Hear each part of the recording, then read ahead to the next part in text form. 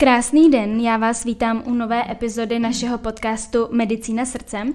Moje jméno je Terka, jsem studentkou lékařské fakulty v Plzni a budu vás dnešní epizodou provázet. Dnešní epizoda je celkem speciální, protože náš host přiletěl až z Afriky, až z Keni, pokud si dobře pamatuju.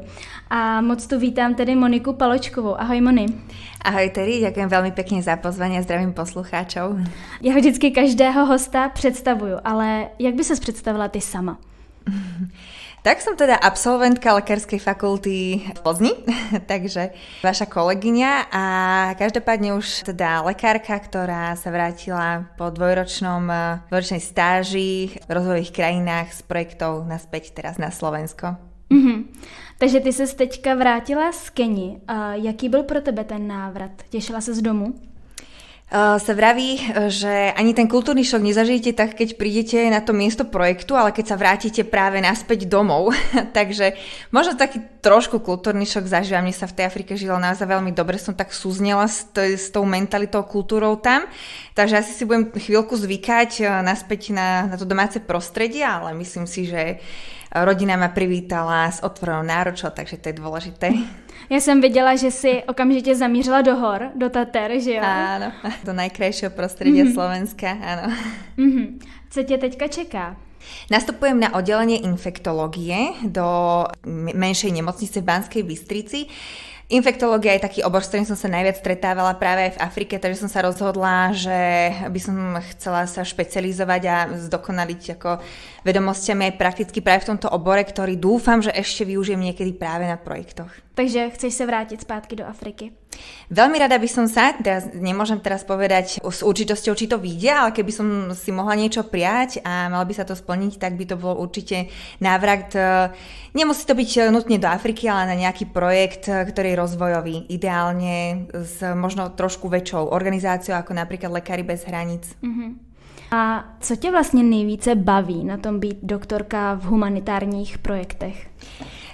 Najviac sa mi na tom páči, že tá práca je komplexná. Vyskúšala som si teda prácu lekárky aj na Slovensku v najväčšej infektologickej klinike na Kramároch v Bratislave. A pre porovnanie s Afrikou, v Afrike tá práca bola komplexná. Okrem práce lekárky na klinike, kde som teda taký ako bežný náš model, 8 hodín s pacientami, pacientov vyšetríte od 40 do 100 podľa toho, aké je ročné obdobie, tak sa venujete manažmentu kliniky, odozdávate know-how, edukujete kolegov, robíte rôzne semináre, potom vôbec ako materiálny rozvoj tej kliniky stavali sme nové oddelenia, vybavovali sme ich a to bola teda tá časť akoby medicínska. Taktiež sme sa venovali aj sociálnej práci. My sme mali na starosti slámu Mukuru a na tomto poslednom projekte, to je druhý najväčší slám Kene a celú tú komunitu ľudí, takže starali sme sa o matky, antenatálna starostlivosť, edukácia, o očkovaní. Okrem toho sme sa snažili nejak zlepšiť životný štandard, stavili sme im také políčka pri domčoch, aby si mohli pestovať, aby boli samostatné, aby vedeli uživiť tie svoje deti, keď to boli napríklad samoživiteľky. Ďalej sme sa starali o deti v školách, rozvíjali sme vzdelanie, venovali sme sa adopcii na diaľku, takže tá práca bola veľmi komplexná a to ma asi bavilo najviac. Sice som pracovala ako počtom hodín viac než na Slovensku, ale tá práca vás veľmi dobíja energiou, ten feedback je taký okamžitý. Takže možno to je taký najväčší ako rozdiel. Já vím, že o tom krásně píšeš a fotíš na svém Instagramu. Takže doporučuji všem sledovat tvůj Instagram, protože to je neskutečná sonda energie a hlavně pozitivní energie. Je fakt vidět, že tě to moc baví. Ďakujem krásne. Budete vítaní. Ty jsi pracovala teda v řadě zemí. V kterých konkrétně? Takže hneď po škole som odišla do veľmi maličkej krajiny v centrálnej Afrike, Burundi. Je to pre porovnanie so Slovenskou je to o polovicu menšia krajina než Slovensko a má raz toľko obyvateľov, čiže strašne veľká koncentrácia na malej ploche.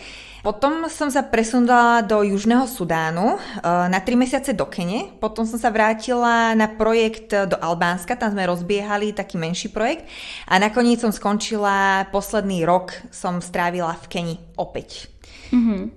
A když se vrátíme úplně na začátek tvé kariéry, jak ses vlastně vůbec dostala k těm projektům? Už počas školy som bola v kontakte s Vysokou školou svätej Alžbety, ktorá sídli v Bratislave na Slovensku, a s profesorom Krčmérim. Je to také známe slovenské meno, je to veľmi uznávaný infektológ, ktorý zakladá tieto humanitárne projekty po svete, alebo zakladá, podporuje. Aktuálne ich má v 70 krajinách, takže boli sme už v kontakte a tak nejak vedel, že po škole by som sa chcela vybrať na nejaký projekt, takže tak som sa dostala k tomu. A měla si takové úmysly už během studia medicíny? V podstate som možno aj tak nejak šla študovať medicínu kvôli tomuto. Ja som vždy chcela pomáhať tam, kde pomoc nie je. A bolo to také vtipné, keď som praxovala na gynekológii práve v mojom meste vo Zvolenie, čo je také 50 000 mesto, tak sa ma pýtal primár, že kam by som chcela po škole. Tak vravím, že do rozvojových krajín. Tak on vraví, že tak vám to budeme držať miesto. Čo bolo teda vtipné, ale viem, že tu tá pomoc je samozrejme dôležitá všade, nielen v tých rozvojových krajinách, ale určite aj u nás. Ale mňa to práve lákalo nejak tam.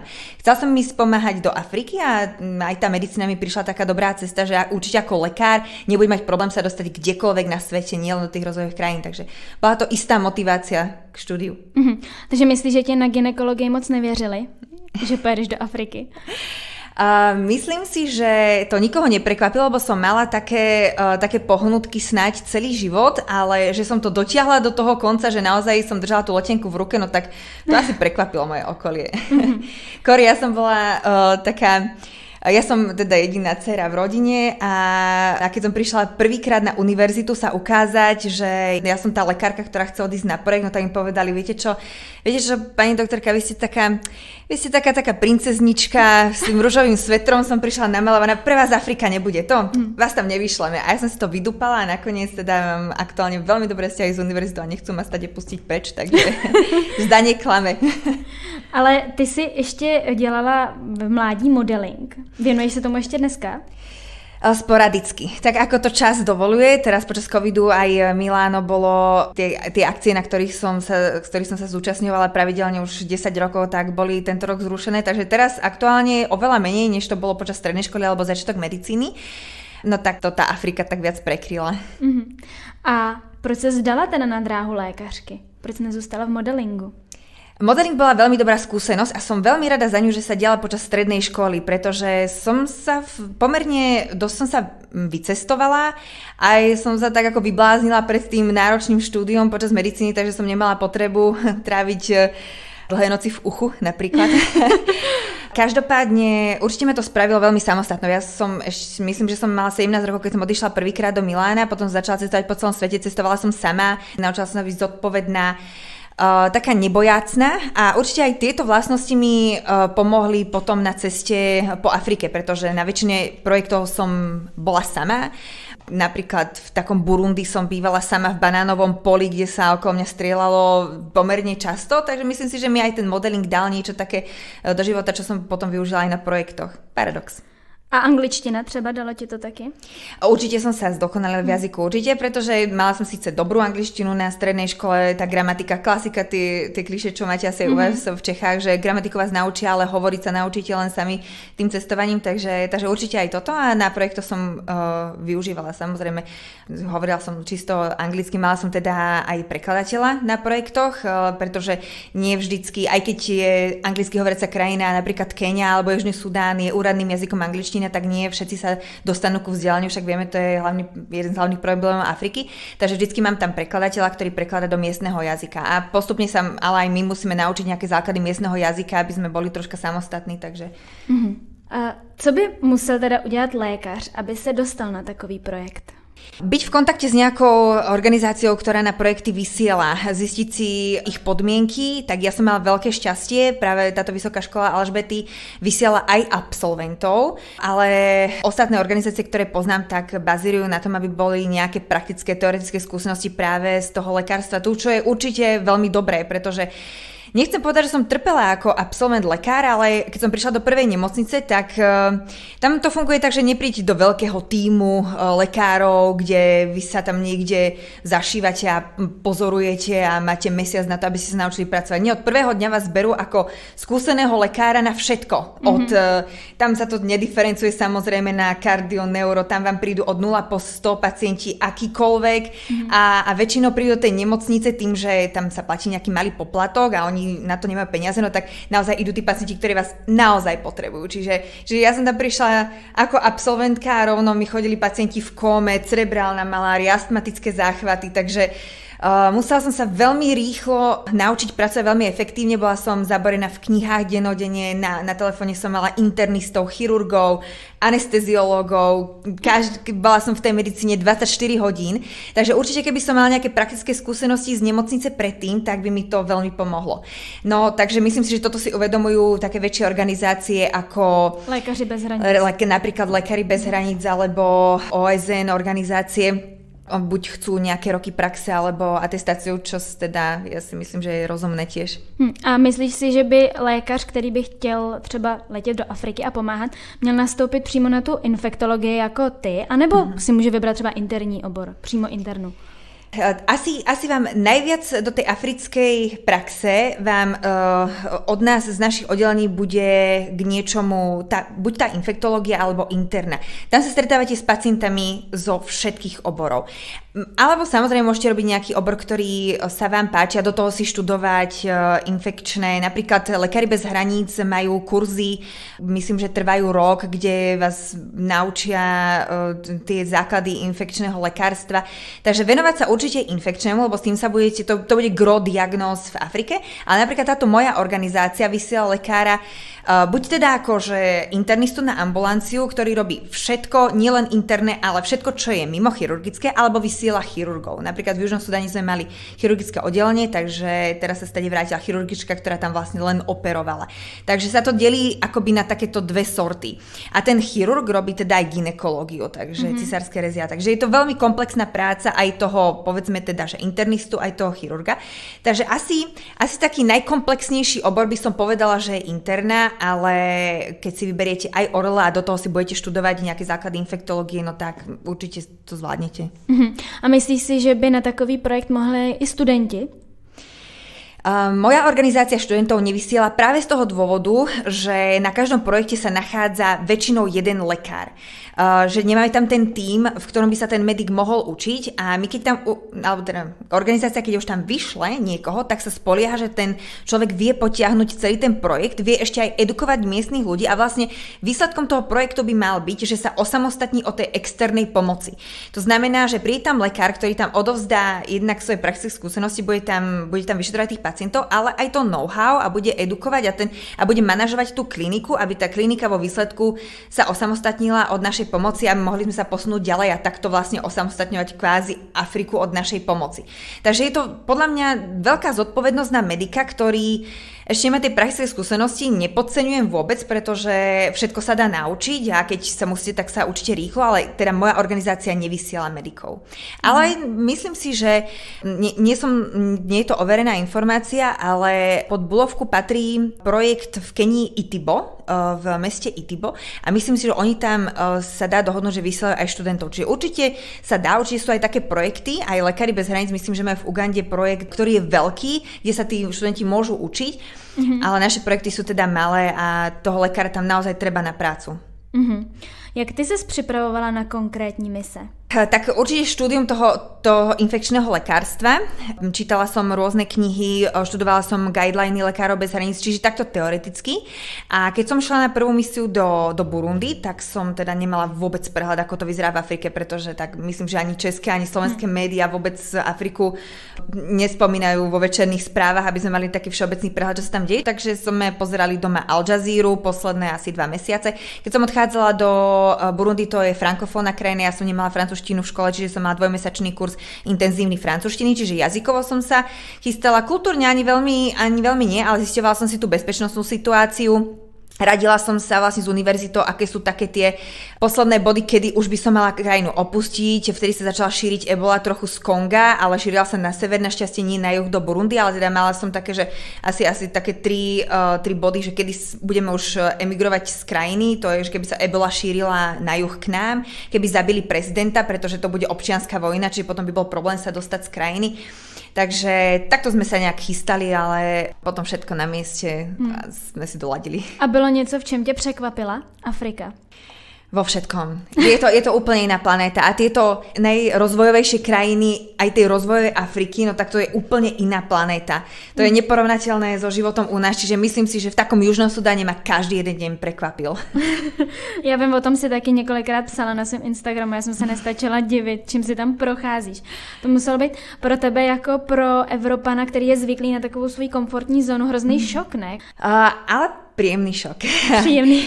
Vedela som, že tam nebudeme mať internet, bola som na to psychicky pripravená, že nebudeme mať čistú vodu, že si ju musíme prevárať alebo filtrovať, že občas voda vôbec netečie, že keď nesvieti slnko, tak nie je elektrika, že máme internet raz za 3 dní 20 minút, ale nepošlete ani video cez WhatsApp, že to je len na WhatsAppovú správu. Tak nejak som to zariadila, som mamine posielala WhatsAppové správy s mojimi facebookovými postami, ona mi to postovala doma na Facebook, aby boli ľudia informovaní o mne.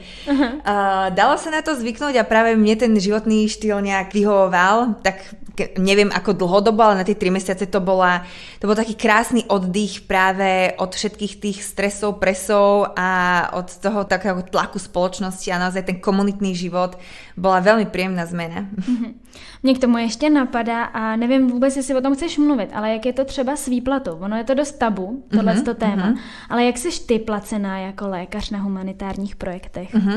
Takže som zamestnaná pre Vysokú školu svätej Alžbety. Neviem ani ja presne to číslo vám nepoviem, ale určite je to nižší teda plat, ako by som mala v nemocnici, možno je to taký tretinový plat, povedzme. Platia vám teda ale diety, takisto je to u Lekárov bez hraníc, máte plat, potom máte diety na každý deň. A moja univerzita platí ešte aj letenku, myslím, že mi platili na začiatku úplne žltú zimnicu, očkovanie a to je asi všetko. Takže letenka, nejaké, a ešte ubytovanie, áno, takže takto to. Čiže v podstate to nevychádza tak zle, určite to nie je niečo, čím by ste vedeli obohatiť svoje bankové konto, ale prežijete s tým, myslím si, že celkom v pohode. A ještě nazbíráte zkušenosti a zážitky. To určitě, ano, tak to ano. Kde si vlastně bydlela během těch projektů? Ako na ktorých projektoch? Niekde sa dalo bývať hneď vedľa nemocnice a bolo to ako nutné, pretože nemocnica bola v kompounde, v takom chránenom a stráženom vojakmi spolu s tým ubytovaním. To bol prípad Burundi a Južného Sudánu, pretože ako náhle ste do toho kompoundu vyšli niekde vonku, už ste neboli chránení. Jednak tam boli rôzne zvieratá, boli tam hady a tak nebolo to úplne bezpečné z tohto hľadiska a veľa sa strieľalo, takže bolo to nevyspytateľné. Takže pamätám si Južný Sudán, sme žili na ploche 300 metrov, som chodila do práce a z práce naspäť do compoundu, kde sme teda bývali a nikde vlastne tie 3 mesiace som inde nebola. V žiadnom inom meste, nikde sme sa nepozreli, všade to bolo nebezpečné. V Kenii napríklad, tak tam sme pôsobili na klinike, ktorá je v slame, ale nemohli sme bývať v slame, pretože tam to bolo veľmi nebezpečné. Takže tam sme mali od veľvyslanectva nariadené, že musíme byť v štvrti, ktorá je bezpečná. Čiže tam sme mali naozaj že veľmi dobré ubytovanie. Takže líši sa to od projektu. Ale väčšinou je to takéto naozaj to dokumentárne, skromné ubytovanie, kde máte jednu železnú posteľ, skrinku, akú nájdete na plavárni a nemáte tam ani elektriku, ani tečúcu vodu. Ale ja si myslím, že kto akože má srdce na tie projekty, tak zistí, že mu to aj vo výsledku ani len nechýba. Já jsem právě viděla přednášku pana doktora Šepka, on říkal, že dokonce ženy zvládají právě tyhle mise a různý tyhle jako extrémní věci mnohem líp mnohdy než muži. Myslíš si to taky tak? Ja som teda zažila naozaj veľmi dobrých projektových pracovníkov, od každého som sa veľmi veľa naučila. Napríklad môj prvý kolega bol infektológ, Martin Kolibab zo Slovenska, atestovaný, ktorý ma strašne veľa naučil. On bol dušou projektový človek, on naozaj išiel študovať medicínu kvôli tomu, že chcel pracovať v džungli, takže on sa na to veľmi hodil. Asi som ani nezažila niekoho, kto sa vybral na projekt, bol presvedčený, že teda ten projekt chce robiť a že by mu to nešlo. Takže nejaké rozdiely medzi pohľavami som nevidela. Tomáš Šebek má viac skúseností, takže to môže povedať objektívnejšie. Asi áno. Mohla bys nám popsat tvoj pracovní den? Tak môžem opísať jeden v Južnom Sudáne, čo bol projekt, kde sme boli v nemocnici v Buši. To bola teda fungujúca nemocnica so 4 oddeleniami. Interná, pediatria, gynekológia a chirurgia. A potom sme tam mali ambulancie a potom to môžem porovnať ešte s prácou v Keni, čo bola zase iný typ práce. Tak. Boli sme tam asi 6 lekári, čo bol na ten projekt nevydane veľa lekárov. Ja som mala na starosti pediatrické oddelenie, čiže ráno som prišla na oddelenie, kde bola jedna obrovská miestnosť so 40 postelmi, kde boli mamičky s deťmi plus teda celé rodiny. Tam je to také akože zvyklosť, že sa celá rodina stará o toho hospitalizovaného príbuzného. Vyšetrila som, alebo teda prešla som si vizitu celé oddelenie a potom som išla na ambulanciu. Keď bolo treba pomáhať pri chirurgických výkonoch, niečo asistovať, tak som sa ešte zastavila na chirurgii, ale väčšinou som teda išla rovno na ambulanciu, kde ma čakalo cca 100 pacientov. Samozrejme nie je tam taká byrokracia ako u nás, nie sú tam ani len počítače, nejaký systém. Každý si nosí taký malý zošit, čo je jeho vlastne zdravotná karta a tam len pripisujeme nejaký objektívny nález, diagnózu a terapiu, aby sme my mali ako prehľad.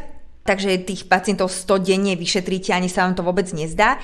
Končili sme o 2:00 po obede, pretože bolo strašne teplo a potom vždycky jeden zostával slúžiť do večera z nás bielých a v noci tam zostával miestny nejaký personál, pretože to už bolo veľmi nebezpečné pre nás. Čiže od tej 2:00 do 10:00 sme akoby slúžili. Tých emergency prípadov chodilo veľmi veľa, čiže to sme vlastne boli potom, kto slúžil, tak bol od rána až do tej 10:00 do večera bol v nemocnici. Takže takto to fungovalo v Južnom Sudáne a teraz posledný projekt v Kenii, tak tam bola klinika čisto s ambulanciami, takže tam som fungovala normálne od 8:00 od rána do 5:00 do večera, ale tam tým, že Keňa bola logisticky veľmi dobrá krajina, tak sa dali robiť projekty ako mimo ešte tej medicíny, takže vlastne potom o 5:00 som sa väčšinou presunula do základnej školy toho Slamu Mukuru a tam sme niečo organizovali pre deti, takže... A jak vypadal potom tvůj volný den? Protože já vím, že ty si i docela cestovala, i sportovala. Ano, tak jak to vypadalo? Presne tak. Som cestovala skôr, keď som bola prvýkrát v Kenii a potom som sa snažila, ako si správne poznamenala, športovať, aby som vyvetrala všetko to, čo som nazbierala počas týždňa, aby som to ventilovala nejakým zdravým spôsobom, takže keď sa dalo, tak som športovala, ale je to veľmi obmedzené v tom Nairobi, je to obrovské špinavé mesto, má 5 miliónov ľudí, je strašne dusty, je tam veľa aut, takže keď chcete ísť do nejakého parku, kde sa dá zabehať, tak musíte ísť minimálne 45 minút autom sa niekde odviesť. Nemôžete tam chodiť ani peši, lebo je to nebezpečné, alebo bicyklami, to je nebezpečné. Takže snažila som sa, ale teda áno, Afrika má prekrásnu prírodu, čiže áno, išli sme aj do safári, vyšlapali sme si Kilimanjaro v Tanzánii. Alebo Mont Keniu, čo je tiež 5000, takže chcela som vidieť tieto krásy Afriky, pretože to je unikátne. A když se vrátím k tomu běhání, tak tobě se tam stal nějaký ten zážitek, ne? Tak myslím, že v Burundi to bylo nebo kde? Ano, tak mohla bys nám to ještě povyprávět. No to bolo vtipné. Ja som vlastne nezažila v týchto najrozvojovejších krajinách ako Burundi, Južný Sudán som nezažila, že by niekto vôbec športoval. Tí ľudia, teda tým, že nemajú toľko jedla a pracujú fyzicky, no tak majú tie svalnaté postavy, takže nepotrebujú si to doplňovať nejakým športom po práci, takže vôbec nemohli pochopiť, že prečo ja bežím a tam sa beží len vtedy, keď sa niečo stane a utekajú pred nejakým nebezpečenstvom, takže si mysleli, keď som si išla ja zabehať, že sa niečo deje, že v panike všetci začali bežať za mnou, takže vo výsledku tých 10 kilometrov, čo som ja behávala, tak 10 kilometrov za mnou bežala celá dedina. Ja som si dala to kolečko a behla som naspäť do svojho domu, pred domom som zastala, rozlúčila som sa s ním, odišla som do domu a oni zostali stať v Pomikove, že sa vlastne nič nestalo a trvalo im chvíľku, kým pochopili, že si chodím zabehať len tak. Ale v Keni se ti to asi nestalo, ne? Tam, když předpokládám, že Keňani jsou nejlepší běžci na světě na dlouhé vzdálenosti, tak ty asi proto měli docela pochopení, ne? Kenia je úplne iná krajina. To je také, že my máme pocit, že Afrika je jedna veľká krajina rovnaká s takými uniformnými ľuďmi, ktorí sú všetci chudobní, deti sú deti sú všetky HIV pozitívne síroty s veľkými bruchami, ale vôbec to nie je pravda, každá jedna krajina je veľmi, veľmi odlišná. Taká Keňa, ktorá susedí hneď s Južným Sudanom, sa vôbec nedajú porovnať. Keňa je veľmi rozvinutá, minimálne je to Nairobi, je tam veľa Európanov, Američanov, takže aj po tejto strane je veľmi rozvinutá, aj to vzdelanie funguje úplně jinak, aj ten zdravotnický systém je lepší. Já právě, když jsem byla třeba v Africe na dovolený v Egyptě nebo v Tunisku, tak všichni nám říkali, nechoďte hlavně nikam mimo ten rezort, hlavně se nikde neprocházejte, je to super nebezpečný. Jak ty jsi to měla s tou bezpečností? Treba dodržiavať nejaké základné pravidlá. To som bola oboznámená ešte pred prvou cestou do Afriky. Tam trvá deň od 6. do 6. To je to rovníkové pásmo. Čiže po 6. sa zotmieva a po 6. nevychádzate vonku. Ideálne. Keď sme chodili do slamov, tak sme chodievali len ráno od 8. do 12. Potom sa tam začína kriminalita, alkohol, takže už je to nebezpečné. Keď som cestovala autom alebo večer teda, tak vždy s niekým a vždycky zastaňte policajtom. Tí policajti často boli, napríklad v Burundi boli často opití, že vás zastavili len tak, že chceli od vás vyťahnuť nejaké peniaze, vždycky im zastaňte a vždycky im dajte presne toľko peniazí, koľko si pýtajú, aby ste nemali problémy. Snaží sa vyhnúť problémom. Keď vás už niekto prepadne napríklad, tak sa vzdajte, dajte mu všetko. To je asi...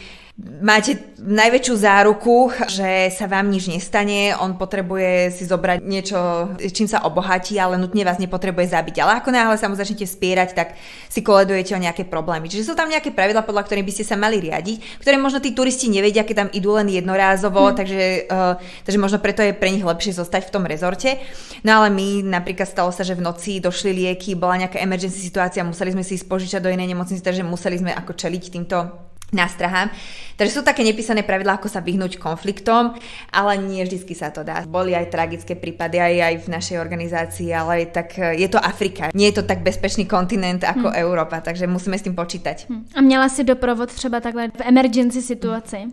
Áno, vždycky som si brala už len preto, pretože nehovorím miestnym jazykom plynulo. Takže ak by som náhodou stretla nejakého policajta, ktorý nehovorí anglicky, takže by sme sa mohli dostať do nejakého problému, ktorý by sa mi ťažko riešil. Takže vždycky som išla s někým miestnym, ano.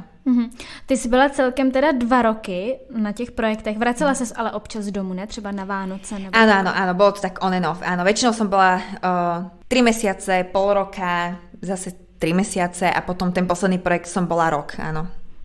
A nestýskalo se ti po domově? Neměla si někdy takový ten pocit, že se na to vykašleš a jedeš zpátky na Slovensko? Nikdy. Možno naozaj som sa narodila pre tie projekty, že ma to naozaj baví a videla som v tom obrovský zmysel. A ja som nikdy nevedela, alebo na tom poslednom projekte som nevedela, že zostanem rok. Myslela som si, že zostanem 3 mesiace. Takže už od začiatku máte ten pocit, že už za chvíľku idem domov, takže sa snažíte stihnúť za tie 3 mesiace čo najviac vecí. Jednak som bola veľmi šťastná, že som vôbec dostala tú možnosť pracovať takto na projektoch, takže od prvého dňa sme veľa organizovali. Vôbec nebol čas rozmýšľať nad niečím takým, ako že som homesick alebo niečo také. No a nakoniec sa to predĺžovalo, pretože tie projekty sme mali rozbehnuté a bolo mi to ľúto nejak opustiť alebo nedokončiť, tak sa to predĺžovalo, ale nebol čas rozmýšľať nad tým, že mi chýba domov. Vedela som, že sa domov vrátim a že to bude relatívne za chvíľku, takže nebol priestor. Ale tak to prežívam ja. Neviem, či každý to takto prežíva. A ty máš teda i přítele, jak on to vnímal? Tak bolo to miestami náročné, pretože tak ten fyzický kontakt vám nič nenahradí, ale na väčšine miest, kde som sa ocitla, tak internet bol dobrý, takže minimálne sme si mohli volať. Je veľmi dôležité, aby ste mali niekoho, kto to chápe a ak to nechápe, tak minimálne to rešpektuje, ale myslím si, že keď ľudia vidia tie výsledky, čo sa tam deje, no tak každý začne v nejakom bode chápať a brať ako dobrú vec. Keď tomu vidí nakoniec. Ty jsi také spolupracovala s několika sponzory z Česka a Slovenska. Co všechno jste v Africe vybudovali? Za toto veľmi, veľmi ďakujem. Slováci a Češi majú veľmi otvorené srdcia pre Afriku, čo si veľmi vážim. Až ma to prekvapilo. Ja som nikdy nevyberala nejak invazívne peniaze, že by som robila nejaké verejné zbierky. Väčšinou ľudia ma oslovili, napísali mi správu, že by chceli ma podporiť, či existuje nejaký transparentný účet. Nakoniec ich bolo toľko, že som teda ten transparentný účet vytvorila a začali sme tvoriť takéto projekty pre Afriku. Úplne prvý bola zbierka oblečenia v Burundi, čo bol taký trošku naivný projekt. Ja som vyzbierala za 12 hodín, ako som to oznámila na Facebooku, som vyzbierala 0,5 tony oblečenia. Potom som k tomu musela vyzbierať ešte peniaze na dopravu. No a nakoniec sa to podarilo dopraviť do Burundi, ale po obrovských obštrukciách, takže som sa rozhodla, že už nebudem takto fyzicky ako posielať niečo zo Slovenska, Česka do Afriky, ale že to budem robiť formou zbierok, budú sa zbierať peniaze na transparentný účet, ja budem robiť vyúčtovanie sponzorom a budem nakupovať tam. Tá Keňa je, ako som spomínala, logisticky veľmi dostupná krajina, dá sa cestovať, dá sa tam nakúpiť aj kvalitné oblečenie, školské potreby a v podstate čokoľvek, čo sme potrebovali, takže to bolo určite výhodnejšie kúpať tam a nepriamo sa teda aj podporil ten miestny trh. Takže ak sa teda pýtaš na konkrétne, takže v tom Burundi sme mali tú najväčšiu akciu, že sme takto robili zbierku oblečenia a podporili sme najchudobnejšie deti Burundi. To sme naozaj chodili po celom Burundi, boli sme dohodnutí s charitatívnymi organizáciami, že nám dajú dokopy na každom mieste 100, 200, 300 detí, ktoré sú siroty, podvýživené alebo s kmeňou pygmejov, ktorí sú naozaj tie najchudobnejšie. No a v Keni tam sme robili už teda rôzne projekty. Taký posledný projekt, ktorý bol veľký, tak sme postavili farmu pre práve deti zo slamu Mukuru.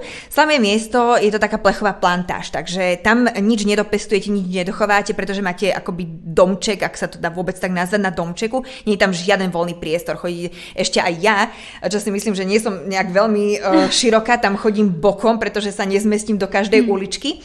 Takže naozaj sa tam agrikultúra vôbec žiadna, takže sme sa rozhodli, že na pozemku vedľa školy vystávame obrovskú 20-árovú farmu, kde deti budú môcť sa naučiť pestovať a chovať zvieratá. Takže sme to vybavili 320 sliepok, ovce sme nakúpili a tak. A tým sme ešte aj obohatili tú chudobnú stravu detí v škole. Takže toto bol jeden projekt v rehabilitačnom centre, ktoré sa stará o deti ulice, tak tam sme vystavali skleníky, pretože je to taký ako paradox, ale v Afrike dopestovať niečo, alebo určite plodiny nemusí byť tak jednoduché, pretože keď máte obdobie dažďov, tak vám tie plodiny zhnijú, keď máte ostré slnko, tak sa to nedopolievate, sa proste to vyschne, takže skleníky boli dôležité, že sme obrovské skleníky vystavali.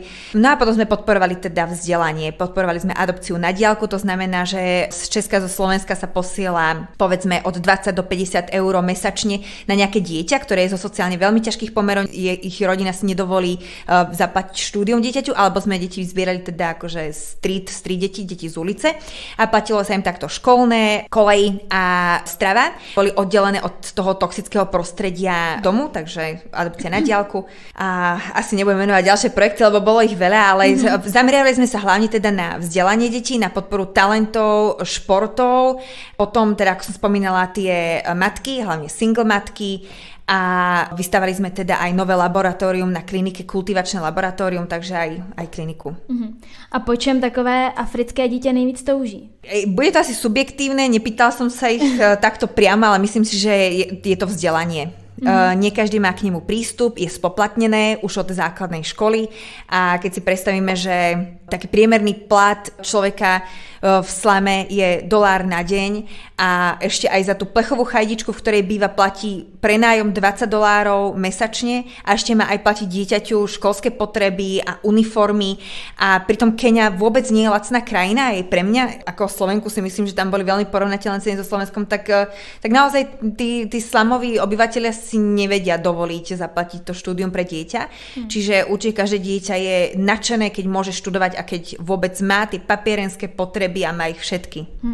Nebylo pro tebe někdy frustrující, když se snažila udělat třeba maximum a ono to nešlo? Teď nemyslím třeba jenom v medicíně, ale i právě tady v těle z těch oblastech podpořit třeba to studium těch dětí.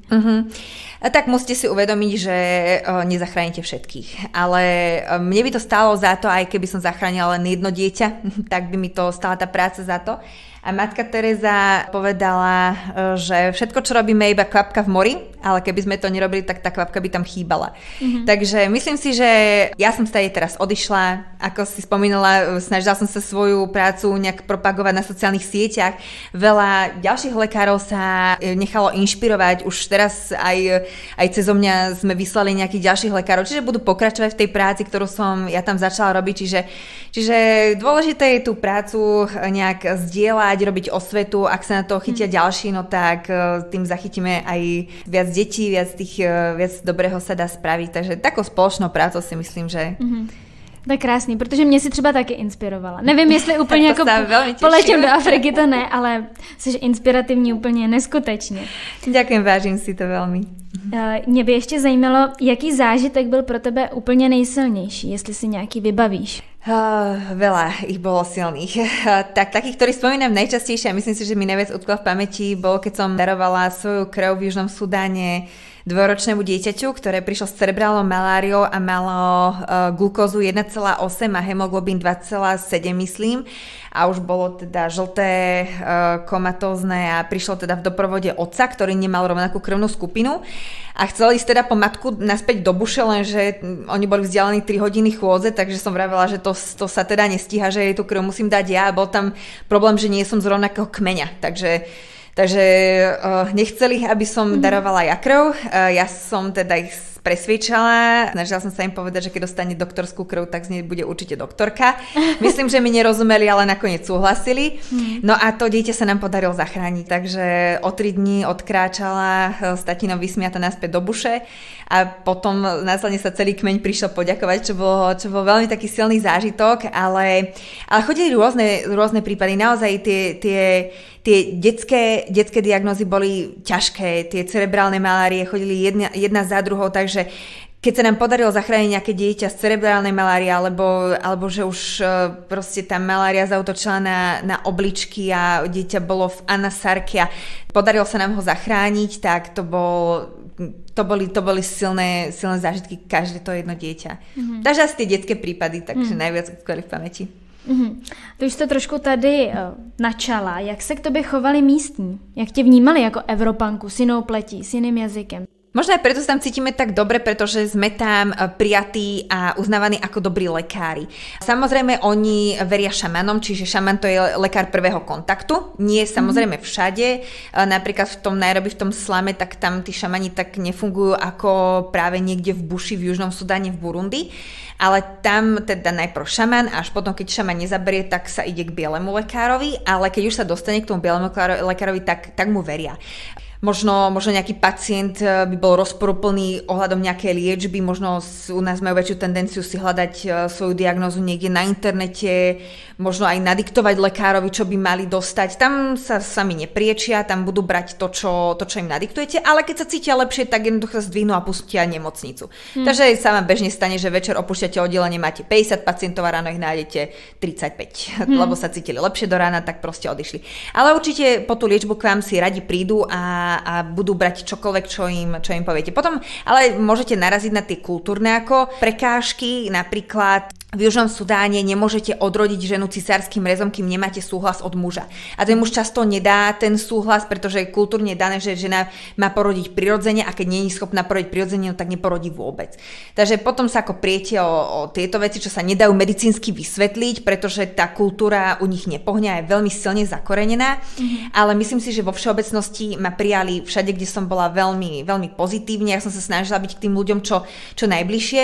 Nebyť ani veľmi súcitná, ale nebyť ani taká kolonialistická, že ja som vás tu prišla zachrániť a teraz sa ku mne správajte ako k niekomu váženému, tak som sa snažila zapadnúť a možno to je taká dobrá cesta. A stalo se přímo tobě, že by tebe odmítali jako lékaře a chtěli by šamana? To mi nikto nepovedal ako napriamo, ale už som mala hospitalizovaného pacienta, ktorý myslím, že mal meningitídu, takže ho bolela hlava. A šamani robia to, že to miesto, ktoré vás bolí, tak je to jedna z metód liečenia, tak vám narezávajú skalplom. No a teda jeho bolela hlava, takže to bol taký nešťastný orgán. No a prišli mi príbuzní si pýtať diazepam, že pacient je nejaký nekľudný. Tak som sa išla pozrieť na pacienta, pacient krvácal z hlavy, mal dorezanú hlavu, tak som sa pýtala, čo sa stalo. Potom teda, že nebolo mi divné, že je nekľudný, ale teda operoval tam šaman v rámci teda tej nemocnice, že on sa liečil u mňa, bral teda našu liečbu, čo sme mu predpísali my, ale prišiel tam aj šaman do nemocnice, ktorý teda začal liečiť alternatívne. A jak to s ním dopadlo? Myslím si, že to dopadlo s týmto pacientom dobre, ale nie každý pacient to teda môže prežiť, lebo keď ten šaman má na to celú noc, keď vy tam nie ste, no tak nie každý prípad môže skončiť dobre. Ale zase neodsudzujem vôbec prácu šamanov, pretože po prvé placebo, tí ľudia tomu veria, a po druhé majú naozaj nejaké také alternatívne spôsoby liečby, ktoré tých pacientov dokážu nejak vyliečiť. Je to ako tak napríklad aj bylinky u nás. Je to alternatívna medicína, ale dokáže to vyliečiť určité choroby, takže neodsudzovala by som úplne tú šamanskú liečbu a nikdy som sa nerozprávala tak so šamanom, že by sme si naozaj sadli a že by mi naozaj vysvetlil, akou medicínou funguje, takže nemôžem sa k tomu úplne tak relevantne vyjadriť. Že je lepší s nimi asi spolupracovať. Napríklad Tomáš Šebek tvrdí, že on s nimi začal spolupracovať, že si rozdelili diagnózy, ktoré riešil šaman a ktoré sa liečili v nemocnici a možno je to taký lepší spôsob komunikovať s tým šamanom a je to možno potom taká efektívnejšia práca. Ja som sa s ním so žiadnym nestretla osobne, alebo teda stretla, ale nemala som šancu takto komunikovať, ale možno tá spolupráca by bola efektívna, pretože tí ľudia naozaj tým šamanom veria. S jakými nemocemi ses potom v Africe setkávala nejčastěji? Tak najčastejšie infekčné, ale tiež sa to rozlišuje od krajiny. V Kenii to boli hlavne infekčné, takže ideme od respiračných infekcií, ľahšie, ťažšie, veľmi veľa astmatických záchvatov, hlavne pretože Nairobi a slamy sú veľmi znečistené. Potom hnačkovité ochorenia, určite vírusy boli na prvom mieste, ale veľmi často sa stretávate s tými parazitmi, baktériami, ktoré u nás až tak často nestretávate, Giardia, Amebiaza, Salmonella, Shigella. Veľmi veľa helikobakterov tam bolo, jednak znečistená voda. Takže to boli respiračné, brušné infekcie, ďalej samozrejme HIV a z toho vyplývajúce infekcie a komplikácie, podvýživa, z toho vyplývajúce komplikácie. Často veľmi epileptické záchvaty. Neviem aj najčastejšiu príčinu, ale napríklad z tuberkulózy alebo cerebrálnej malárie môže zostať poškodený mozog, takže veľmi často epileptické záchvaty sme riešili. Strelné poranenia, Južný Sudán, rôzne potom už tie lokálne pohrízenia opicami, hadmi, škorpiónmi, appendixy sa veľmi často robili u nás, kýly. Je toho hodne. Je toho hodne, ale gro teda infekčné, meningitidy samozrejme. Takže infekčné choroby gro, u nás gro je kardiovaskulárne. Stretávala som sa samozrejme aj s tým, v Kenii viacej než v Južnom Sudáne. Južný Sudán je menej rozvinutý, čiže aj tie kardiovaskulárne boli menej než v Kenii. V Kenii už teda iný životný štýl, už sa aj viacej je, čiže bolo tam veľa diabetov, mali sme vlastne aj diabetickú ambulanciu, aj ambulanciu pre hypertonikov, takže aj tieto diagnózy sa dostávajú do popredia a stále tie klasické tuberkulóza veľa. Asi předpokládám, že ses musela soustředit nejdřív sama na sebe, jako na své ruce, oči a tak. Musím povedať, že za 2 roky, čo som pôsobila, tak ma postihli tak hnačky, amebu, tu som mala možno tak 2-krát, nevždy sa tomu dá vyhnúť, ale paradoxne som to nechytila v nemocnici, ale napríklad na Kilimandžáre, kde sme nemali teda dobrú vodu a dobre prevarené jedlo, tak tam som niečo nachytala. A potom som dostala Tinea corporis, to je dermatofytóza kože, to sú také, u nás asi sa to vyskytuje menej, ale sú také biele flaky po koži, tak sa to prejavuje tá hubovitá infekcia, majú to skoro všetky deti, majú to na hlave Tinea capitis, corporis, pedis, takže toto som nachytala od detí, ale to je možno takou mojou blbosťou, že ja som taká kontaktná a dotýkam sa aj tých detí, aj pacientov, takže som sa nadobarila sama, ale inak som nemala s inými ochoreniami žiaden problém. A jak je to potom s diagnostikou a s léčbou? Ako kde? V tom Južnom Sudáne tam bola hodne veľká empíria. Tam na to, že sme boli taká veľká nemocnica, tak sme mali zo zobrazovacích metód len sono, nemali sme ani len rentgen a úplne základné testy. Tak dôležité je mať test pre maláriu. To je alfa omega, pretože keď sa zanedbá malária, tak je to iné, ako keď neurobíte CRP. No a v Kenii sme mali teda už lepšiu diagnostiku, ale stále to bola taká základná, takže nejaký hemogram sme mali, nejakú úplne základnú biochémiu, STDčka sme si vedeli diagnostikovať, toho helikobaktera. No a potom také tie miestne, brucelóza, malária, ako som spomínala. Takže také základné testy si vieme poradiť. Ale v Burundi sme napríklad mali problém, keď nám priviezli po liečbe šamanom, nám priviezli napríklad dieťa, ktoré malo úplne odpálené obličky, potrebovalo akútne hemodialýzu a tá bola jediná v krajine, v hlavnom meste, ktoré bolo vzdialené 400 km, nebola absolútne šanca tam doviesť toho pacienta, taktiež CT bolo jediné v krajine, čiže to materiálne vybavenie samozrejme je iné. Takže se spoléhala na svůj fonendoskop. Ty tomu říkáš, že to je nějaký ten cestovatelský fonendoskop, ne? Nebo... No určite áno, v tropoch máte 2 ruky, 1 hlavu. To je taký ten diagnostický základ váš, čiže určite používam viac fonendoskop než u nás. Musíte toho pacienta naozaj počúvať, tie jeho symptómy, pretože máte len to a vlastne svoje ruky, aby ste prišli na tú diagnózu. Ale o to krajšia medicína, možno už u nás Keď som pracovala na urgente u nás, tak pacient prišiel s akýmkoľvek problémom, nabrali sa odbery, urobili sa všetky zobrazovacie vyšetrenia, až potom sme vlastne tú diagnózu nám vyplul počítač. Čiže ja som sa nemusela trápiť so žiadnou diferenciálnou diagnostikou, čo je možno aj krásne na tej medicíne. V Afrike príde vám pacient v kóme. A teraz urobte diferenciálnu diagnostiku, keď nemáte žiadne zobrazovacie metódy a tak. Takže naučí vás Afrika rozmýšľať. My už se blížíme teda do finále. Já mám ještě pro tebe 2 poslední otázky. Co by si chtěla vzkázat studentům, kteří možná přemýšlí, že by se vydali stejnou cestou jako ty? Určite ich v tom podporujem. Ak majú taký sen, tak vôbec projekty vám dajú oveľa viacej, než vám zoberú. Takže ja podporujem každého, kto má tento chtíč, aby to minimálne skúsil. Naša univerzita vysiela na minimálne 3 mesiace, takže sa dá ísť aj už popri pracovnom pomere v nemocnici sa dá vybaviť 3 mesiace neplateného voľna a dá sa ísť takto na projekt. Alebo teda v mojom prípade ja som dala výpoveď a bola som na tých projektoch dlhšie a neľutujem ani jeden deň strávený tam.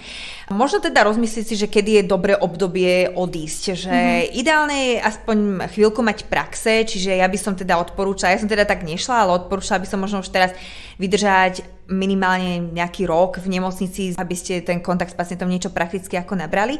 Čím viac naberete prakticky to, tak tým viac viete odovzdať Afrike, ste samostatní, nemusíte otravovať lekárov na telefónoch alebo nemusíte byť zahrabaní v knižkách každý deň. No a možno ideálne to stihnúť predtým, než budete mať rodinu, pretože s tou rodinou už je to potom tie projekty také menej kompatibilné, takže... Ale napríklad kolegu v Južnom Sudáne som mala dôchodcu talianskeho pediatra, ktorý tam chodí už roky na 3 mesiace si akoby oddychnúť každý rok. Takže, dovolenka. Takže dá sa ísť v ktoromkoľvek období života, určite podporujem. A keby ste chceli vedieť nejak viac informácií, no tak spomínala, môžete mi napísať na Instagram. A keby ste chceli vedieť viac nejakých zážitkov alebo vtipných stories, ktoré napísala sama Afrika, no tak mi vychádza teraz kniha. Na to som sa taky chtěla zeptat. Kde som teda spísala tieto príbehy, pretože naozaj pre mňa boli niekedy neuveriteľné, takže som si vravila, že ačkoliv som si myslela, že nemám nejaké básnické črevo, tak tá Afrika to napísala sama za mňa. Takže pár takýchto príbehov si budete môcť prečítať v knihe, ktorá teraz vychádza, takže keď budete sledovať Instagram, tak sa aj k tomu dostanete. Super. A jak se bude jmenovat? Už víš? Hakuna Matata. Heslo Afriky. Hezký. Chtěla bys pak říct něco na závěr, něco vzkázat našim studentům nebo už lékařům? Vydržať. To štúdium je strašne náročné. Teda neviem, ako to prežívate teraz aktuálne v medicíne, ale pre mňa bolo neskutočne náročné. Ja som vydržala len preto, lebo som mala obrovskú mapu sveta na stene a chodila som prstom po nej. Keď vyštuduješ, tak budeš lekárka. Aj tu pôjdeš. A bolo to naozaj pre mňa ťažké to vyštudovať, ale stalo to za to. Naozaj ten život po medicíne teraz je plný možností. Môžete ísť okrem rozvojových krajín. Budete chcení vždy a všade. Či to bude Dubaj alebo Južný Sudán. Takže naozaj to stojí za to vyštudovať. Je to krásne povolanie. Moni, já ti moc děkuju za rozhovor a jsem moc ráda, že jsi přijala pozvání a sešli jsme se osobně, že to vyšlo. Moc ti přeji, aby si nadále byla tak pozitivní a inspirativní žena, jakou jsi dnes.